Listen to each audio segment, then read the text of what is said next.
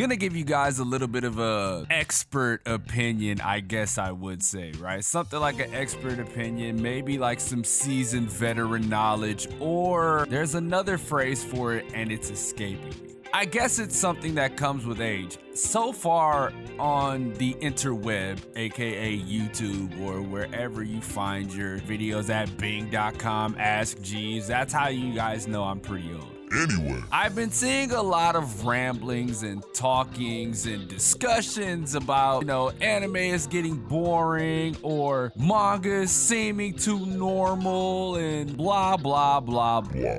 And there's a reason as to why this is. And it also lets me know that some of you guys are new anime/manga fans, right? You can just tell that those that come with the experience that I have can definitely see past what you guys are doing. So let me give you guys a breakdown as to why things are seemingly normal or anime is seemingly boring and stuff like that. Giving you guys my own spin. I don't go and watch other people's videos when they talk about this. Normally when I do these takes, it's straight from me and not from anybody else. First and foremost, let's start with this. If you guys have been watching anime, reading manga for like 15 plus years, you start to get used to the tropes, you start to get used to the genres and what they bring. That is the most obvious one, right? That's why it seems repetitive, because you guys know that they follow a formula when it comes to writing these or making these, and that's specifically from the manga perspective. Obviously the anime follows those tropes, so it's the same for all of it, but they follow these guidelines, and this is where you differentiate people who do this just for money and then people who do this because they truly love the art form. The art form lovers are usually the genre defining creatives, right? That's usually the case. Those who make it for the money, you can really see what it is, right? You can tell they hit every same beat, every same storyline, every same character type, all of that, right? It's all the same. So that's one of the beginner parts of this. Number two that I have for you guys, you don't watch enough anime. And that is one of the harsher realities that I usually tell people is they'll watch like 4 or 5 shonen anime and they'll be like, oh man, there's not enough anime out there. I don't get it. They're all the same. You haven't ventured out and watched romance anime. You haven't ventured out and watched shoujo anime. You haven't ventured out and watched isekai anime. That's how you can normally tell when someone is a new anime fan and they're complaining about there's just not enough. They're all the same. That's because your palette is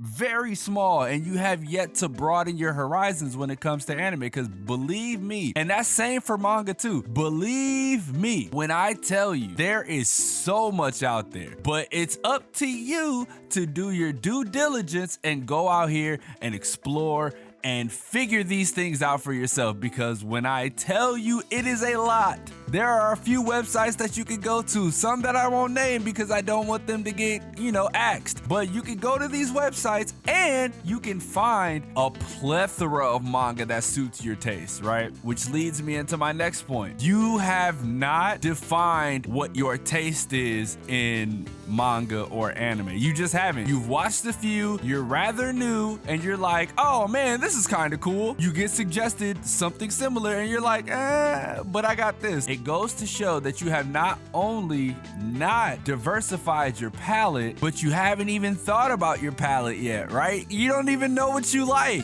That's why you need to explore so many different avenues when it comes to anime and manga, because you just don't know what you like yet. You may think you know what you like, but you really don't know what you like. That's where this seasoned veteranship comes in. And to get to my last point, this isn't even strictly for my seasoned vets, right? My seasoned anime vets. This is pretty much for everybody. This is something that I've learned as I've gotten older, and it's to temper your expectations, because a lot of times when we're young, we go into things with this huge idea or with these gigantic eyes, right? These gigantic glowy eyes, and we're like, oh man, this is gonna be absolutely fantastic. It's gonna be the second coming of Christ. It's gonna be Attack on Titan, but probably a level above, which is hard to do, but that's neither here nor there. We go in with these ridiculous expectations just for them to get shattered and brought back down to the normal level, right? And usually when it's brought down to the normal level, people think it's trash or mid, right? But